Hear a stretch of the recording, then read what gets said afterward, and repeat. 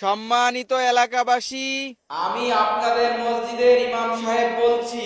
দয়া করে আমার কথাগুলো মনোযোগ দিয়ে শুনুন। আপনারা যারা কুরবানি দেবেন, কারো কুরবানি কবুল হবে না। দয়া করে কেউ কুরবানি দিবেন না। ইমাম সাহেব এটা কি বলতেছে? কারোর কুরবানি কবুল হবে না মানে?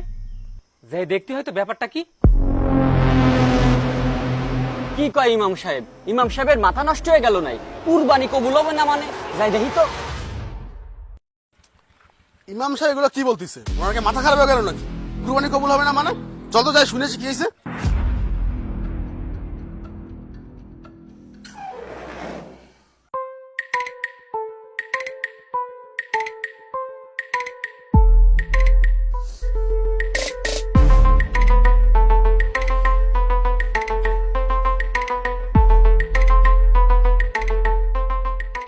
হুজুর দাঁড়ান। আপনি বললেন আমাদের কারোর কুরবানি কবুল হবে না, এমন বিভ্রান্তিকর কথা কেন বলতেছেন? আপনি কি করে জানলেন যে আমাদের কারোর কুরবানি কবুল হবে না? আমি যেটা বলেছি ঠিকই তো বলেছি। আর এই কথা শোনার জন্য আপনারা সবাই যে একত্রিত হয়েছেন, এটা দেখে আমার ভালো লাগছে। কারণ এই কথাটা আপনাদের সবারই জানা দরকার। হ্যাঁ হ্যাঁ বলেন, আপনি কেন এই কথা বলিছেন? এই যে তানবীর ভাই, আপনিই বলেন, আপনি কি ব্যবসা করেন?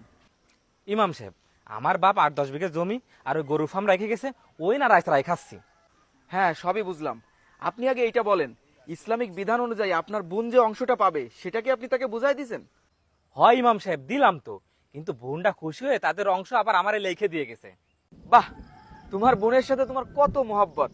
আচ্ছা, এমন কি কখনো শুনেছো যে কোনো ভাই খুশি হয়ে তার অংশটা তার বোনকে লিখে দিছে? না, তা কখনো শোনোনি। আর তার কারণ হলো, বর্তমান জামানায় ভাইয়েরা সবসময় বোনদেরকে ঠকাই যাচ্ছে, আর এর ভিতর তুমি একজন। যা বাইরো।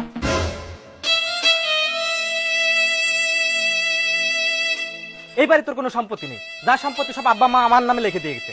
এবারে কোনো সময় আসবি না, বোন মারাতে আইছে।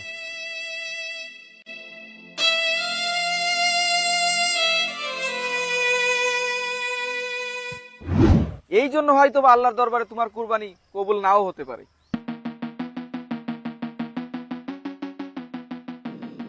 আচ্ছা হুজুর, ওনাটা তো বুঝলাম, কিন্তু আমার কুরবানি কেন কবুল হবে না সেটা তো বলেন। আচ্ছা ভাই, আপনি কি কাজ করেন? ইমাম সাহেব, আপনি তো জানেন আমি এই গ্রামের মাতবার।